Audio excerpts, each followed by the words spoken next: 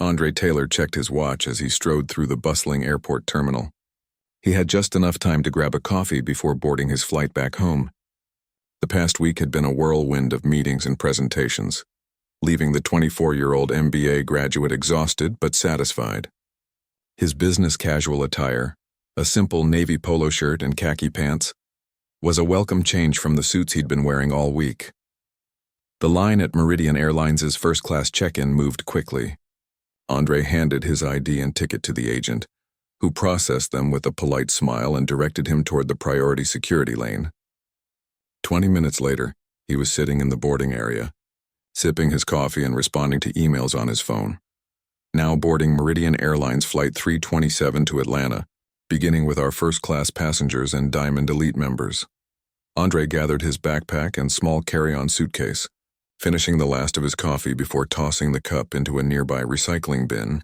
He joined the short line of first-class passengers making their way toward the jet bridge. In front of him stood an older white man in an expensive-looking suit, chatting loudly on his phone about golf memberships. Behind him, a middle-aged woman in business attire scrolled through her tablet. "Good morning. Welcome aboard."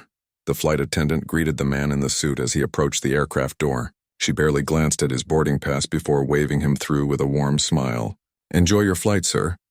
When Andre stepped forward, the same flight attendant's smile noticeably cooled. She held out her hand expectantly. "Boarding pass, please," she said, her tone suddenly businesslike.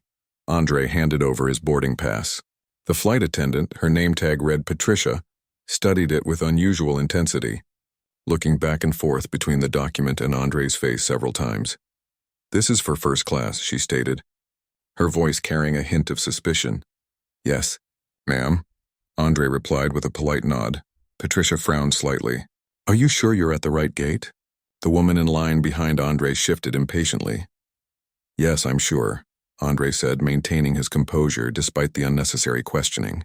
"Atlanta, Flight 327, First Class, Seat 3A. Patricia examined the boarding pass again before reluctantly stepping aside. "Very well." To the left. As Andre made his way down the aisle to his window seat, he couldn't help but notice how Patricia greeted the woman who had been behind him. Another quick smile and cursory glance at her boarding pass before waving her through. Andre stored his suitcase in the overhead bin and settled into the comfortable leather seat. He placed his backpack under the seat in front of him and pulled out a book on corporate leadership, a gift from his mentor. The cabin gradually filled with other passengers. Most of the first-class section was occupied by white business travelers, many of whom seemed to know each other, exchanging pleasantries about golf scores and market trends. A different flight attendant, a man named Thomas, moved through the first-class cabin, offering pre-flight drinks to the passengers. "Good morning, sir. Would you care for a pre-departure beverage? We have sparkling water, orange juice, or champagne available." "Orange juice, please," Andre replied. Thomas nodded and moved on to the next passenger. A few minutes later, he returned with a tray of drinks, distributing them to everyone except Andre. When Thomas started heading back toward the galley, Andre gently raised his hand. "Excuse me. I think you missed my orange juice." Thomas looked momentarily confused, then apologetic. "I'm so sorry, sir. I'll get that right away." As the final passengers boarded, Patricia appeared in the first-class cabin, clipboard in hand. She paused by Andre's seat, frowning again. "May I see your boarding pass one more time, please?" she asked, loud enough for nearby passengers to hear. Andre felt a flush of embarrassment as several people glanced in his direction. Keeping his expression neutral, he pulled up the digital boarding pass on his phone and showed it to her. Patricia scrutinized it closely. "And may I see your ID as well?" This request, unusual after already boarding the plane, drew more curious looks from the surrounding passengers. The businessman across the aisle, who had been greeted warmly at the door without having his boarding pass examined, watched the interaction with raised eyebrows. Andre calmly took out his wallet and presented his driver's license. Patricia compared it to the name on the boarding pass, then to his face before finally nodding curtly and moving on without another word. She didn't request identification from any other passenger in the first-class cabin. Thomas returned with Andre's orange juice, setting it on his armrest with an apologetic smile. "Here you go, sir. Sorry about the delay." "Thank you," Andre said, taking a sip of the juice to calm his rising frustration. He'd experienced this kind of treatment before. The subtle questioning of his presence in spaces where people who looked like him were rarely seen. His father had warned him about it, had taught him how to respond with dignity rather than anger. "Keep your cool," he'd always said. "Your composure is your power." The captain's voice came over the intercom, welcoming everyone aboard and announcing their flight time to Atlanta. Flight attendants moved through the cabin, checking that seatbelts were fastened and seats were in their upright positions. As the plane pushed back from the gate, Andre gazed out the window at the ground crew directing the aircraft. His thoughts drifted to his father, who was expecting him home for dinner that evening. He smiled at the thought. Their weekly Sunday dinners had become even more important since Andre had graduated and started working. His father always wanted to hear every detail of Andre's business trips. Living vicariously through his son's experiences in the corporate world, he himself had conquered years ago. What his father didn't know was that Andre had been offered a position at his company, a significant role that would put him directly in the path of working with companies like Meridian Airlines. Andre hadn't accepted yet. He wanted to earn his opportunities rather than have them handed to him because of his family name.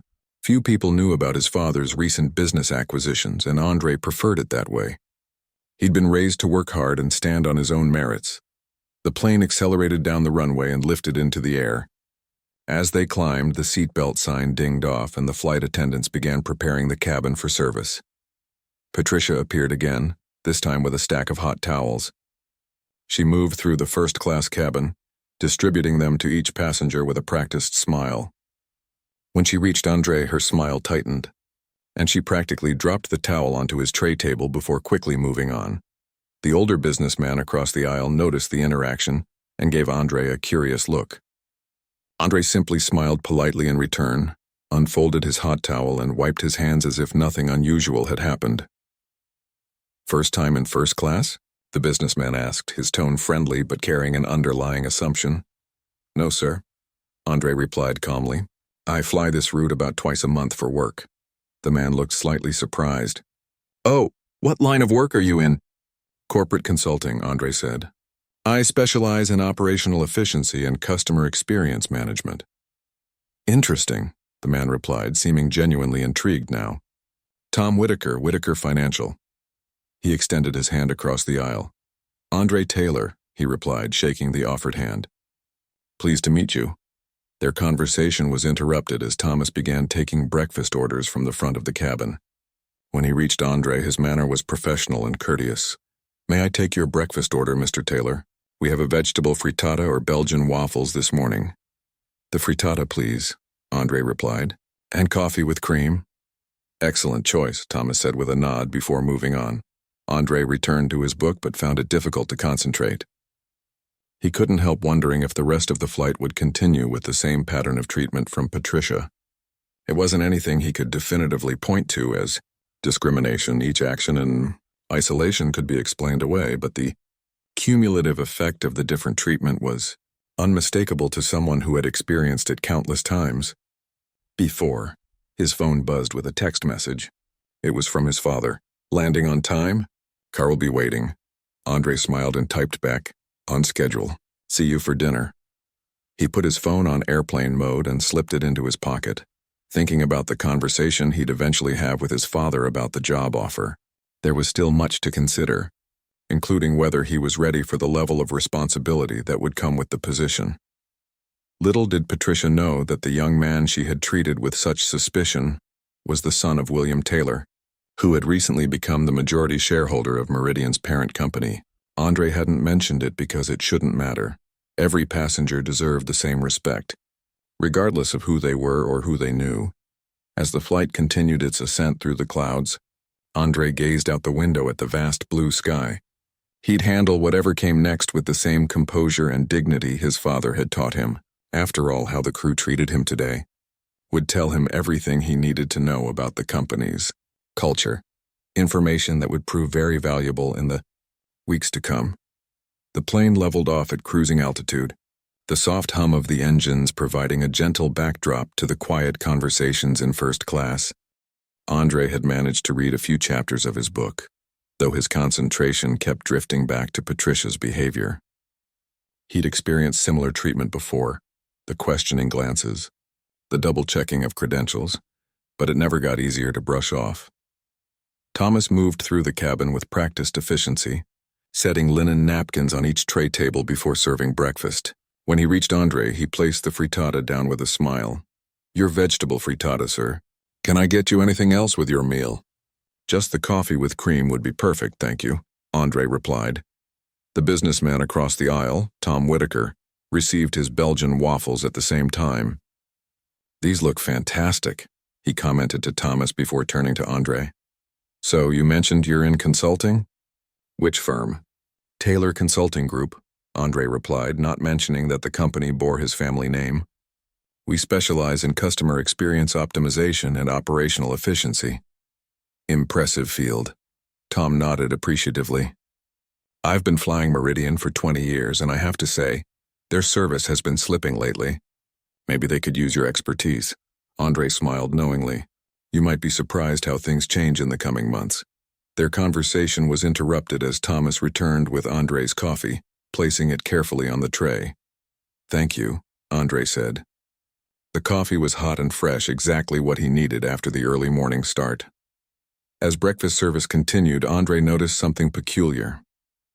Every passenger in first class had received a small pastry basket alongside their main course, except him. He waited a few minutes to see if Thomas would bring it separately, but when nothing arrived, he pressed the call button. Patricia approached his seat instead of Thomas, her expression tightening when she saw who had called. "Yes?" she asked, her tone clipped. "I believe I'm missing the pastry basket that comes with breakfast," Andre said politely. Patricia's eyes narrowed slightly. "We're running low on those. I'll check if there are any left." As she walked away, Andre noticed Tom watching the interaction with interest. "Funny how they seem to be running low only for certain passengers," Tom commented quietly, gesturing to his own untouched pastry basket. "It happens," Andre replied with a small shrug, though he appreciated Tom's acknowledgement of the disparate treatment. Patricia returned several minutes later, reluctantly placing a pastry basket on Andre's tray. "Last one," she said curtly before moving away without waiting for a response. Andre ate his breakfast slowly, savoring the well-prepared frittata despite the circumstances.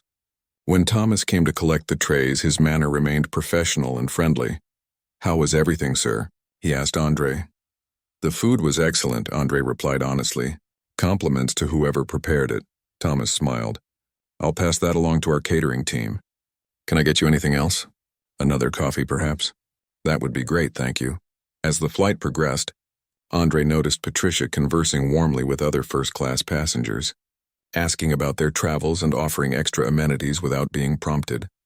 She seemed to be avoiding his section entirely, leaving Thomas to handle any of Andre's requests. About an hour into the flight, the cabin became chilly as the air conditioning ramped up. Several passengers, including Andre, adjusted their air vents, but the temperature continued to drop. Tom pulled on a light blazer he had stored in the overhead bin. "Always bring a jacket," he advised Andre. "These planes get freezing." Andre nodded in agreement, but hadn't packed his jacket in his carry-on. It was in his checked luggage. He noticed other passengers requesting blankets from Patricia, who distributed them with a smile. When she passed by Andre's row without stopping, he didn't immediately say anything, hoping Thomas would make another round soon. After 20 minutes of trying to ignore the cold, Andre finally pressed the call button again. This time, Thomas was busy in the galley and Patricia approached with visible annoyance. "Yes?" she asked, her tone suggesting that his request was an inconvenience. "Could I please have a blanket?" Andre asked politely. "It's quite cold." Patricia's lips formed a thin line. "We're low on blankets. I'll check if we have any left." She walked away without another word. 10 minutes passed and no blanket appeared. Andre watched as Patricia helped another passenger adjust their seat and then offered them a fresh drink, all while seemingly forgetting his request. Tom had been observing the situation and leaned across the aisle. "Here," he said, offering his own blanket. "I don't need it. I'm actually quite warm with my jacket." "I couldn't take your blanket," Andre protested. "I insist," Tom said firmly. "This isn't right." Reluctantly, Andre accepted the blanket with a grateful nod. "Thank you. I appreciate it." "Not a problem," Tom replied, lowering his voice. I've been watching how they're treating you. It's unacceptable. Andre simply nodded, not wanting to make a scene. He draped the blanket over his legs, feeling a mix of gratitude toward Tom and frustration at the situation. A few minutes later, Patricia passed through the cabin again, noticing the blanket on Andre's lap. She paused, frowning. "Where did you get that blanket?" she asked, her tone accusatory. Before Andre could respond, Tom spoke up. "I gave him mine since you seem to have forgotten his request from 20 minutes ago." Patricia's face flushed. "We're managing our supplies carefully. Some passengers have priority." "Priority?" Tom interrupted, raising an eyebrow. "In first class? I wasn't aware there were tiers within first class now." Other passengers nearby had started to pay attention to the exchange. Patricia seemed to realize she was creating a scene and quickly backpedaled. "I'll bring another blanket right away," she said stiffly. Hurrying back to the galley, Andre leaned over to Tom. "You didn't have to do that, but thank you." "Actually, I did," Tom replied firmly. "I've been flying business class for decades, and I know good service from bad. This isn't about supplies, it's about something else entirely, and it's not acceptable." A moment later, Patricia returned with a blanket, practically tossing it onto Andre's lap without a word before quickly moving on. A few passengers exchanged glances, clearly uncomfortable with what they were witnessing. Andre carefully folded Tom's blanket and handed it back to him. "Here you go. And thanks again." Tom took the blanket with a nod. "I'm going to say something to customer service when we land. This isn't right." "I appreciate that," Andre said, "but there's no need. I'll handle it." The businessman looked curious. "You sound pretty confident about that." Andre smiled slightly. "Let's just say I have some experience with customer service issues." The plane hit a patch of turbulence and the seatbelt sign dinged on. The captain's voice came over the intercom, asking flight attendants to take their seats. Patricia moved toward the front, deliberately avoiding eye contact with Andre as she passed. As the turbulence settled, Andre pulled out his phone and typed a quick message to his father. "Interesting flight experience on Meridian today. Looking forward to discussing it over dinner." He didn't want to get into details via text, but he knew his father would be interested in hearing about the service issues firsthand. After all, his recent acquisition of Meridian's parent company had been specifically to address the airline's declining reputation. For customer service, Thomas returned to check on passengers once the turbulence had passed. Unlike Patricia, he maintained his professional demeanor with everyone, including Andre. "Everything okay, sir?" he asked as he stopped by Andre's seat. "Yes, thank you," Andre replied. "How much longer until we land?" "About 45 minutes, Thomas informed him. "Can I get you anything before we begin our descent?" "I'm fine, thank you." As Thomas moved on, Andre noticed Patricia watching their interaction from the galley, her expression unreadable. He wondered if Thomas was aware of how differently they were treating the same passenger. The flight began its initial descent toward Atlanta. Andre gazed out the window at the patchwork of fields and neighborhoods below, thinking about how he would describe this experience to his father. It wasn't just about the poor treatment he'd received. It was about the broader implications for Meridian's customer service culture. The captain announced they were beginning their final approach, and the flight attendants moved through the cabin to collect any remaining items and ensure tray tables were stowed. When Patricia reached Andre's row, she wordlessly took his empty coffee cup without acknowledging him. The contrast between her behavior and Thomas's professional courtesy couldn't have been more striking. Tom leaned over once Patricia had moved on. "Got plans in Atlanta?" "Family dinner," Andre replied. "My father's expecting me. Business or pleasure?" Andre smiled. "A bit of both. My father's always interested in hearing about my work trips." "What does he do?" Tom asked. "He's in business acquisitions," Andre replied, the understatement of the year. His father was one of the most successful investment moguls on the East Coast, though he kept a deliberately low profile. "He likes to stay informed about different industries." Tom nodded appreciatively. "Smart man. The business landscape is always changing." "That it is," Andre agreed, thinking about how Meridian Airlines was about to experience that change firsthand. As the plane touched down on the runway with a gentle bump, Andre felt a sense of relief that the flight was almost over. Despite the unpleasant experience, he had maintained his composure throughout, something his father had always emphasized was crucial in difficult situations. "Never let them see they've gotten to you," his father would say. Observe, remember, and when the time is right, act from a position of strength. The plane taxied to the gate, and passengers began gathering their belongings. Tom handed Andre a business card as they stood up. If you're ever in Chicago, give me a call. Whitaker Financial could use someone with your perspective on customer experience. I appreciate that, Andre said, accepting the card. It was nice meeting you, Tom. As they filed out of the plane, Patricia stood at the exit, offering tight smiles and cursory, "Thank you for flying with us," to each passenger. When Andre approached, she barely looked at him, her eyes already focused on the passenger behind him. Andre paused briefly. "Thank you for the flight experience," he said clearly. It was quite educational. Patricia blinked in surprise, not expecting him to address her directly.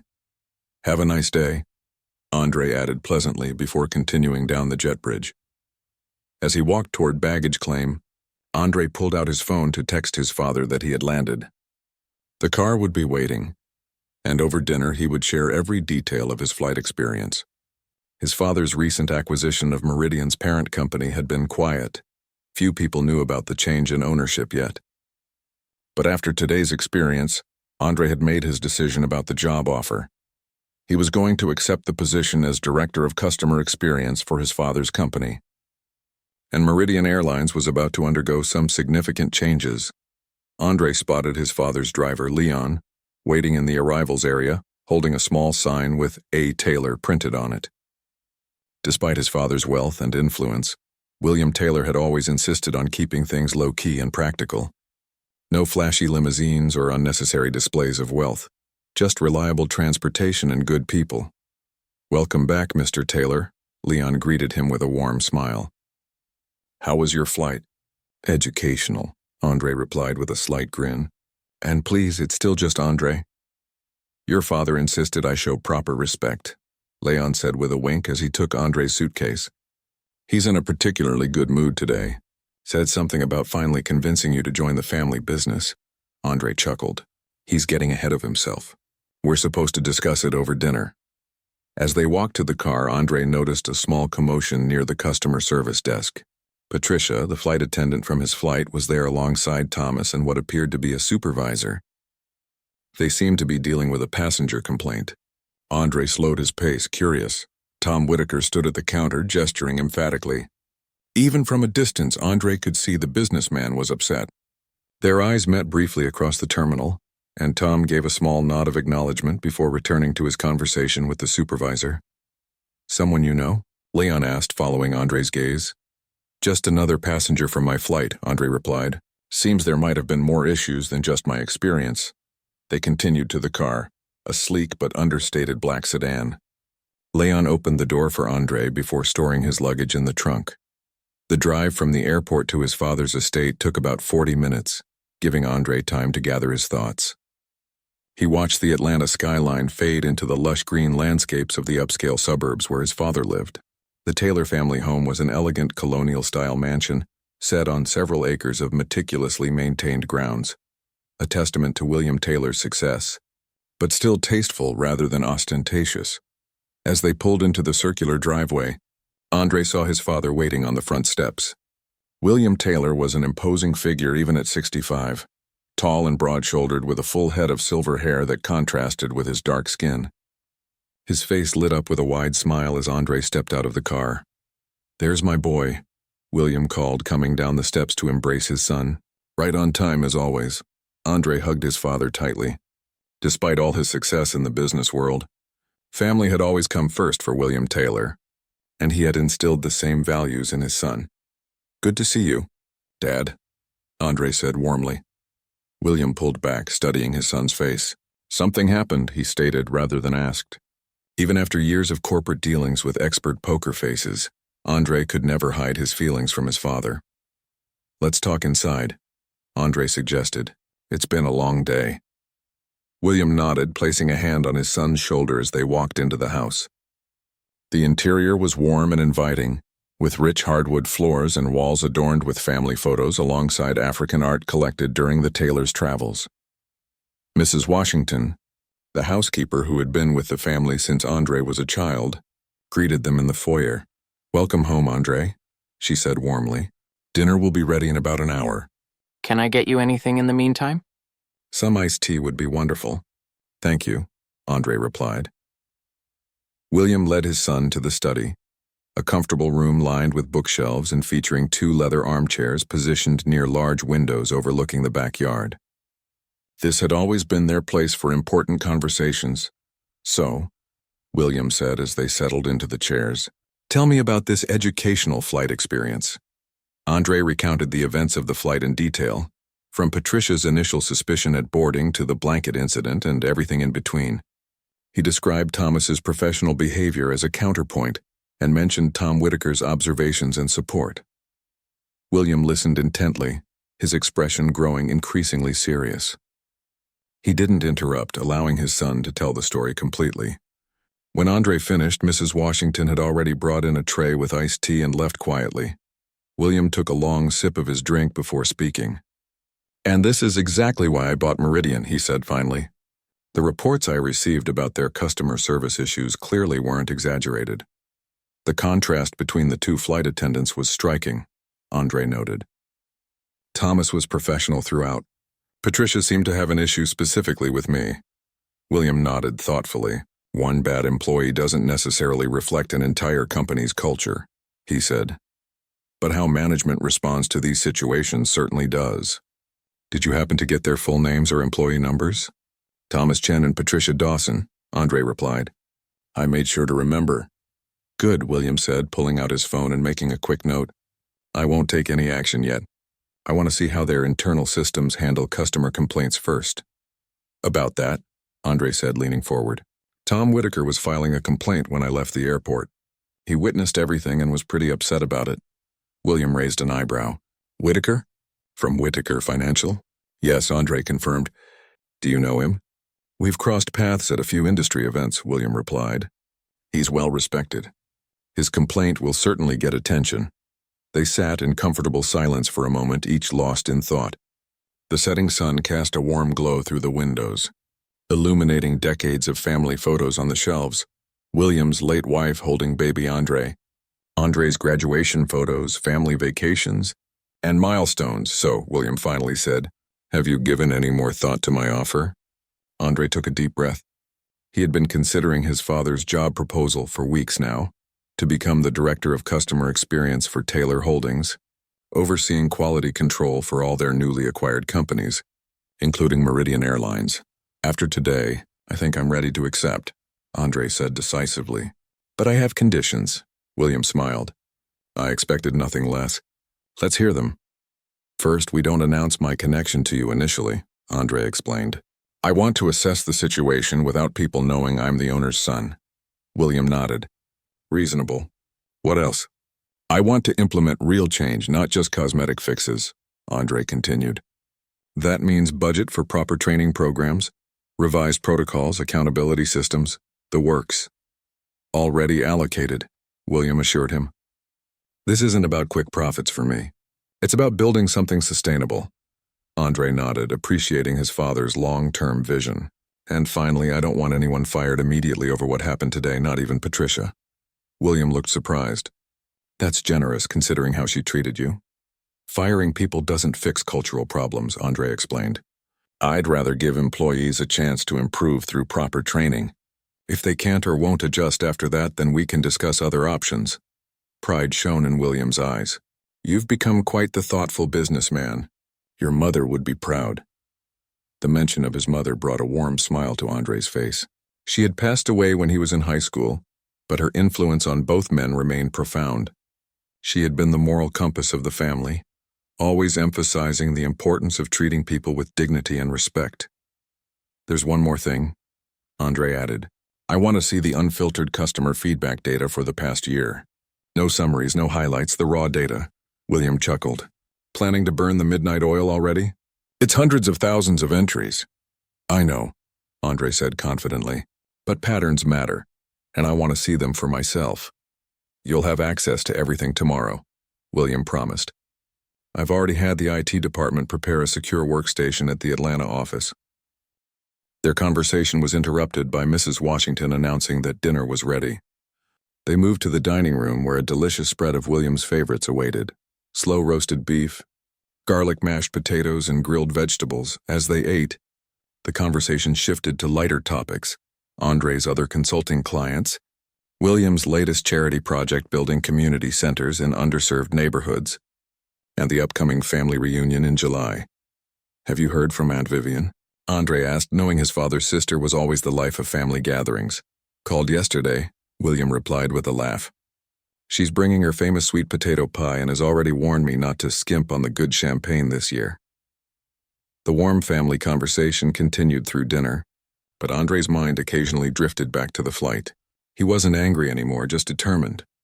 His father had built an empire by identifying broken systems and fixing them.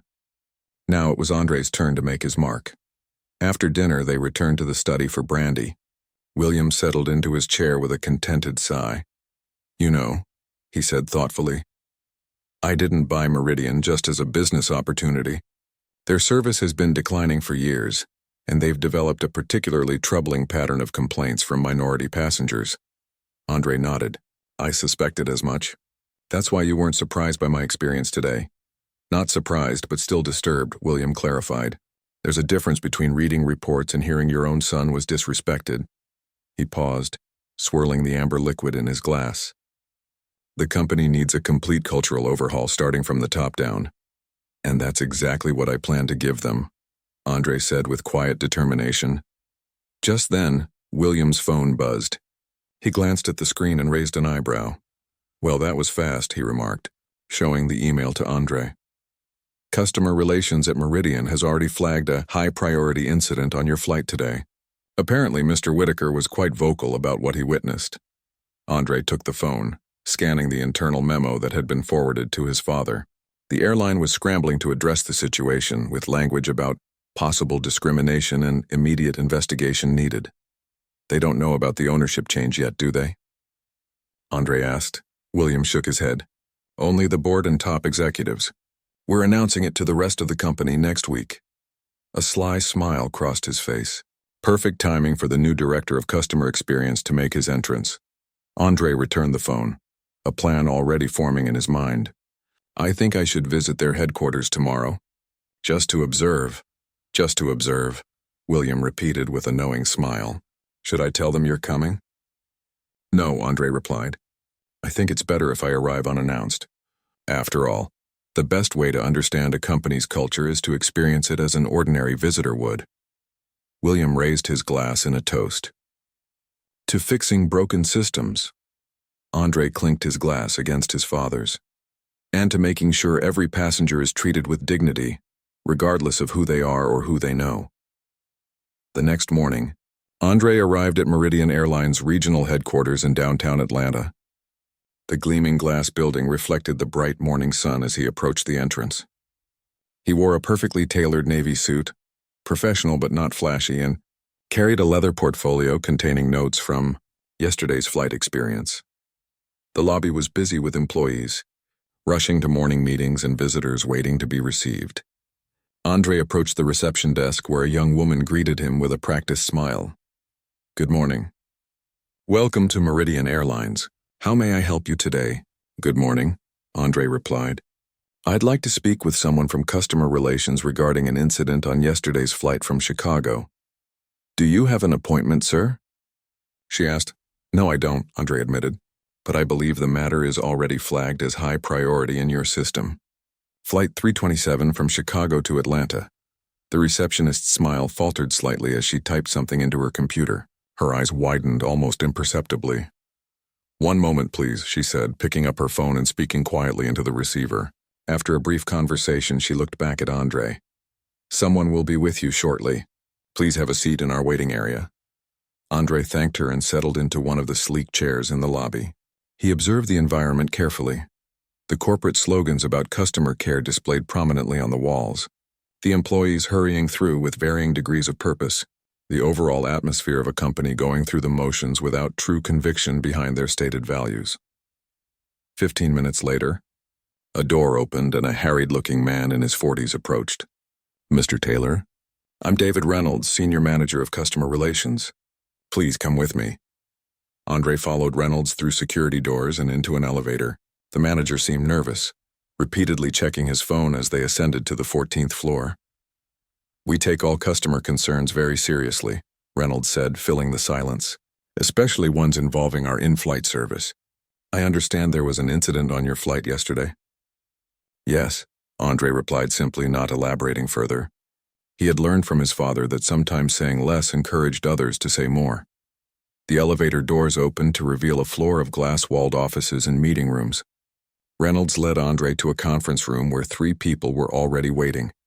A middle-aged woman in an impeccable gray suit, a younger man with a laptop, and to Andre's surprise, Thomas Chen, the flight attendant who had treated him professionally during yesterday's flight.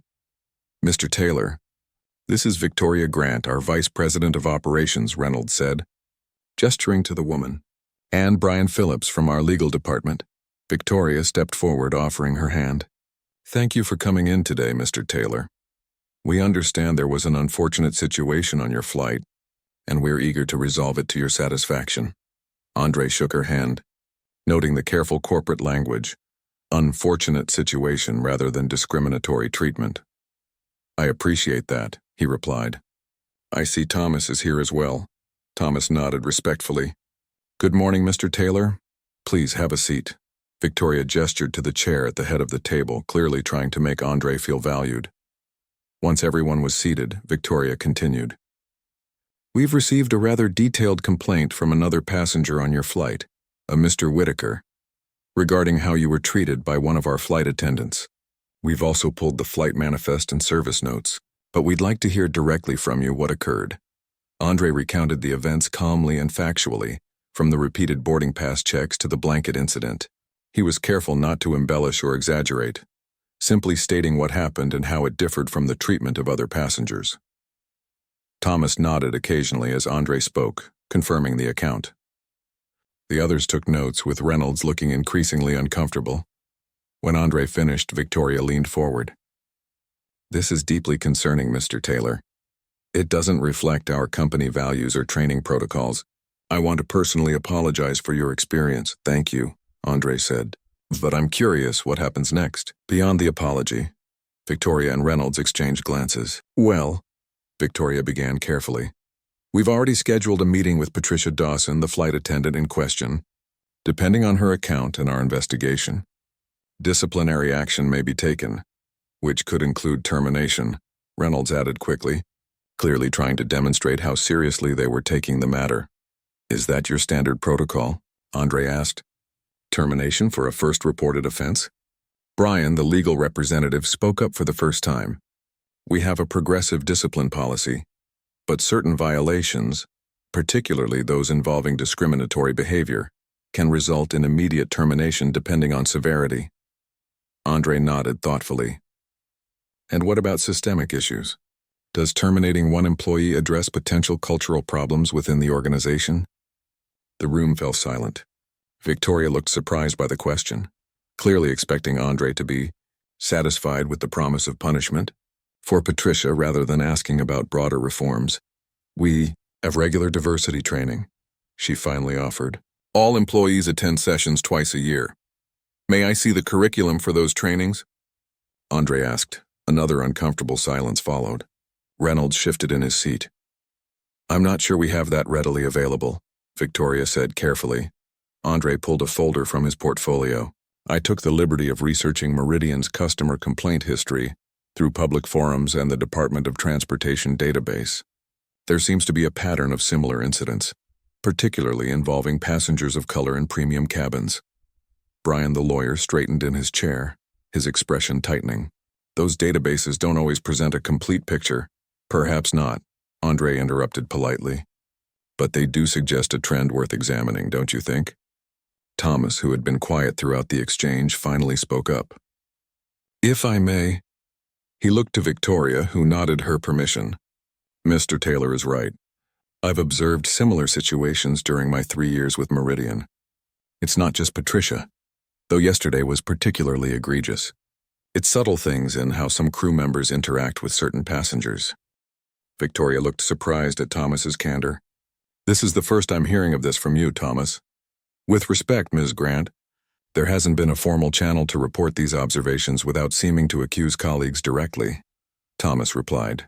The reporting system is designed for major incidents, not subtle patterns of behavior. Andre watched the exchange with interest. Thomas was confirming what he suspected. The problem wasn't just individual bad actors, but systemic issues that the company's structures weren't designed to address. Just then, there was a knock at the conference room door. Reynolds opened it to reveal a young assistant who whispered something in his ear. Reynolds' eyes widened and he glanced at Andre with new interest before turning to Victoria. Ms. Grant, there's a situation that requires your immediate attention. In your office. Victoria looked annoyed at the interruption. Can it wait? We're in the middle of an important discussion. It really can't, Reynolds insisted, his voice strained. It's regarding the ownership announcement. Understanding dawned on Victoria's face. I see. Excuse me, Mr. Taylor, I'll be back shortly. She stood and followed Reynolds out of the room, leaving Andre with Thomas and Brian. An awkward silence settled over the room. Brian tapped nervously on his tablet, while Thomas sat calmly, occasionally glancing at Andre with what seemed like newfound respect. You're not just here about yesterday's flight, are you?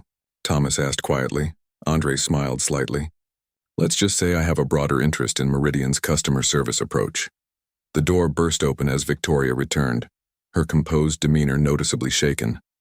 Behind her stood William Taylor, immaculately dressed in one of his signature suits, projecting the quiet authority that had made him so successful in the business world. I apologize for the interruption, Victoria said, her voice slightly higher than before. Mr. Taylor, I'd like to introduce William Taylor, the new majority owner of Meridian's parent company. The atmosphere in the room transformed instantly. Brian nearly dropped his tablet, and even Thomas looked surprised. William stepped forward with a warm smile, extending his hand to Andre as if they were meeting for the first time. Mr. Taylor, I understand you had an unpleasant experience on one of our flights. Andre stood and shook his father's hand, playing along. Yes, sir. I was just discussing it with your team. William turned to Victoria. And what solutions are we offering? Victoria stuttered slightly. We were discussing disciplinary action for the employee involved and, of course, compensation for Mr. Taylor's inconvenience. That sounds reactive rather than proactive, William interrupted gently. What about addressing the systemic issues? Victoria looked lost. Systemic issues? William gestured to Andre. Perhaps Mr. Taylor can explain. He has some expertise in this area.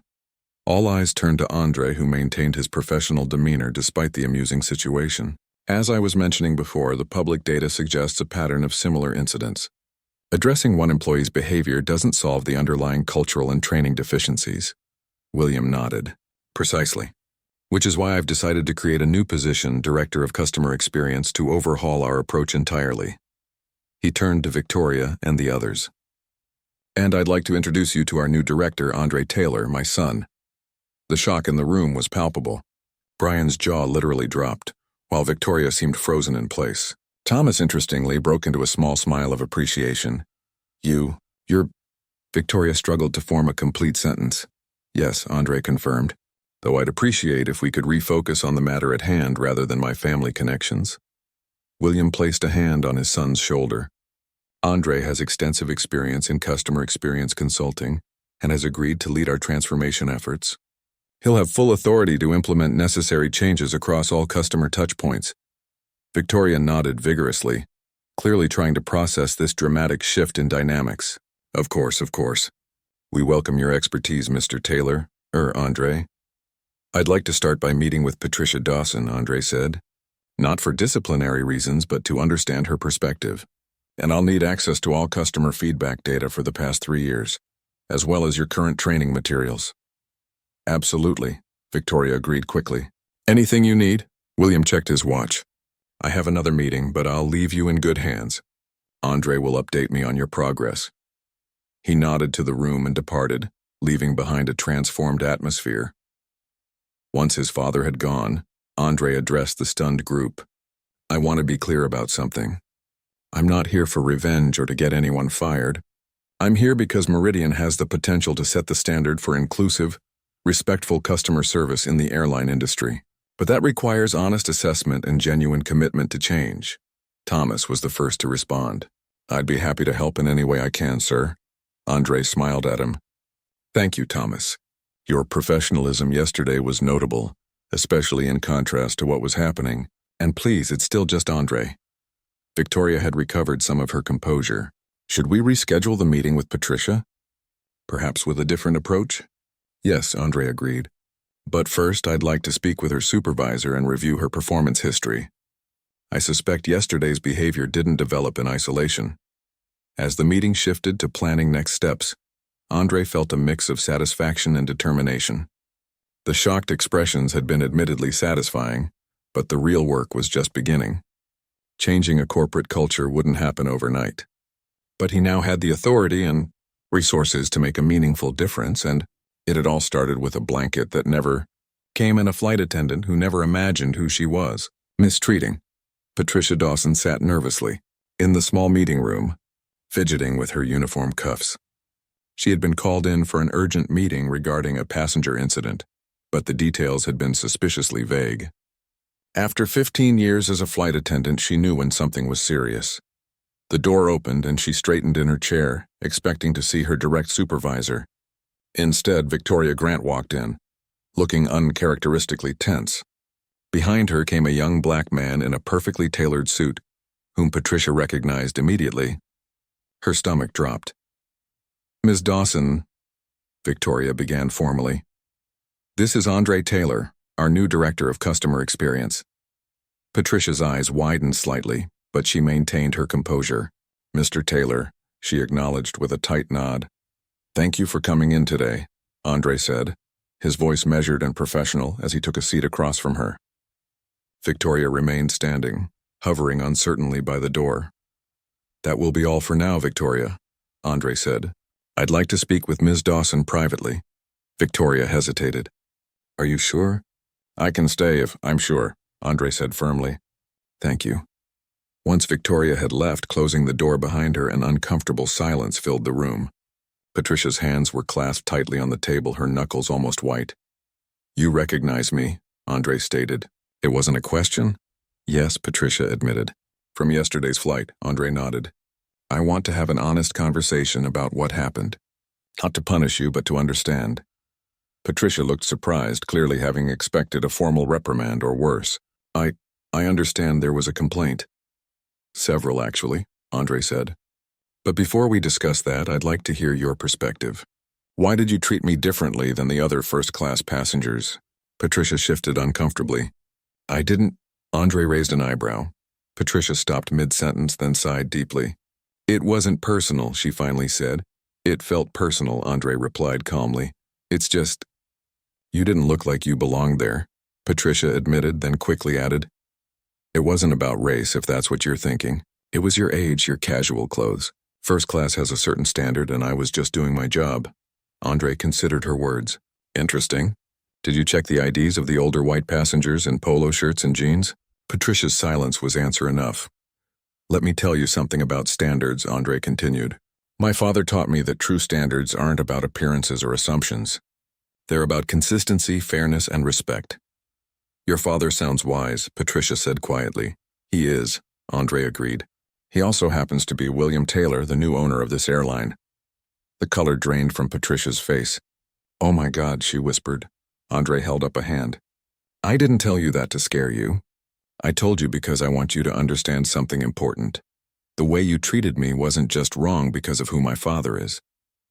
It would have been equally wrong if I were a student who saved up for a special trip, or a tech entrepreneur who prefers casual clothes, or anyone else who didn't fit your mental image of a first-class passenger. Patricia stared at the table, unable to meet his eyes. I've reviewed your employment record, Andre continued. 15 years with Meridian. Mostly positive evaluations. A few customer complaints, primarily from minority passengers, but nothing that triggered serious consequences. Are you firing me? Patricia asked directly, finally looking up. No, Andre replied. Not if you're willing to be part of the solution. Confusion replaced fear on Patricia's face. What does that mean? Andre leaned forward. It means I'm overhauling how this airline approaches customer service, starting with addressing the unconscious biases that affect how employees interact with passengers. And I think your experience, including this incident, could be valuable in that process. You want me to help? Patricia asked incredulously. I want you to learn, reflect, and then help others learn, Andre clarified. Starting with participating in a new training program we're developing. If you complete it successfully and demonstrate real change, you'll have the opportunity to become one of our trainers. Patricia looked stunned. Why would you give me that chance after how I treated you? Because firing people doesn't fix cultural problems, Andre explained. And because sometimes the people who have confronted their own biases become the most effective advocates for change. For the first time, Patricia's defensive posture softened. I never thought of myself as biased, she said quietly. My neighbor is black, my daughter's best friend is Hispanic. I always thought, that's how unconscious bias works, Andre said gently. It operates below the surface, affecting our actions in ways we don't recognize. The question is, are you willing to examine it honestly? Patricia was quiet for a long moment. Yes, she finally said. I am. 6 months later, Andre stood at the back of a large training room at Meridian's headquarters, watching with satisfaction as Patricia led a session on recognizing and addressing unconscious bias in customer interactions. On the screen behind her was a slide showing customer satisfaction scores, which had climbed steadily over the past few months. The thing about bias, Patricia was explaining to the group of new flight attendants, is that we all have it. The difference is whether we recognize it and work to overcome it, or let it control our actions without awareness. Thomas, who had been promoted to training coordinator, stood beside Andre. She's really good at this, he commented. The trainees respond to her authenticity. Nothing more powerful than someone who's been through their own transformation, Andre replied. His phone buzzed with a text from his father. Customer satisfaction ratings up 27% in premium cabins, 19% overall. Board is impressed. Dinner tonight to celebrate? Andre smiled and typed back, definitely. Bringing the team. The changes at Meridian had been comprehensive. Andre had implemented new hiring practices, revised training protocols, created anonymous feedback channels for both passengers and employees, and established clear accountability measures for service consistency. But perhaps most importantly, he had changed the conversation, from punishing individual bad apples to acknowledging and addressing systemic issues. After the training session, Patricia approached Andre. She looked different now, more confident, more at peace with herself. Mr. Taylor, sorry. Andre, she corrected herself with a small smile. How did it look from the back? Excellent, Andre replied honestly. The personal examples really resonate with people. Patricia nodded. It was hard at first admitting my mistakes publicly, but it gets easier, and it helps others see that change is possible. The latest feedback numbers prove it's working, Andre told her. The board is impressed. And your father? Patricia asked, still slightly nervous at the mention of William Taylor. He's pleased, Andre assured her. He's hosting a dinner tonight to celebrate the 6-month milestone. The core training team is invited, including you. Patricia looked surprised. Really, especially after, Andre said firmly. This initiative isn't about the incident that started it all. It's about the positive changes that followed. Later that evening, Andre stood in his father's dining room, watching the unlikely gathering of people around the table. William sat at the head, engaged in conversation with Thomas about potential international expansion. Victoria was discussing marketing opportunities with the head of communications, and Patricia, initially nervous and quiet, was now animatedly explaining the new flight attendant mentorship program to one of the board members. William caught his son's eye and raised his glass in a subtle toast. Andre returned the gesture, feeling a deep sense of satisfaction. What had begun as an uncomfortable flight had transformed into something meaningful, not just for him personally, but for thousands of passengers and employees. As dinner wrapped up, William stood to address the group. I want to thank everyone for their hard work these past 6 months.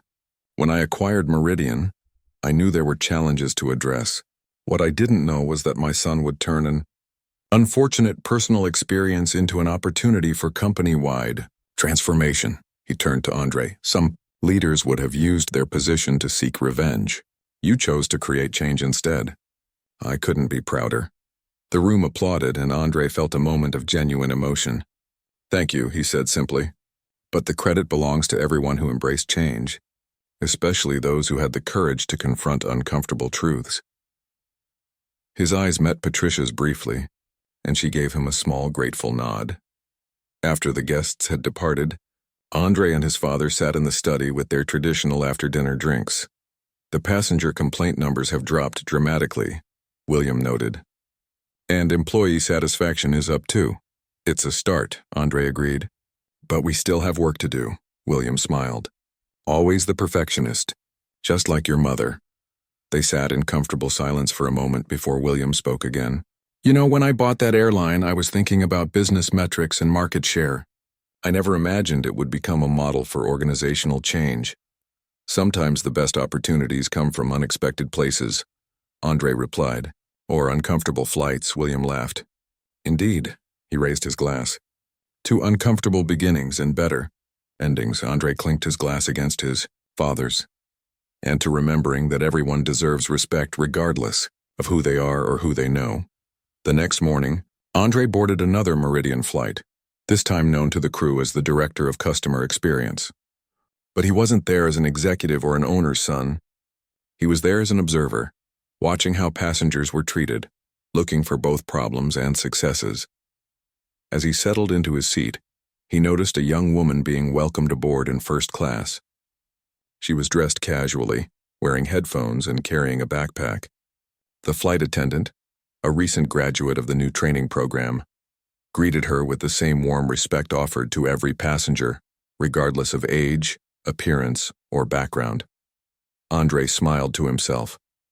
This was what success looked like. Not special treatment for the boss's son, but equal treatment for everyone. There would always be more work to do, more biases to address, more improvements to make. But watching that simple, respectful interaction, he knew they were on the right path. Sometimes transformation began with something as simple as a blanket that wasn't offered, and the courage to ask why.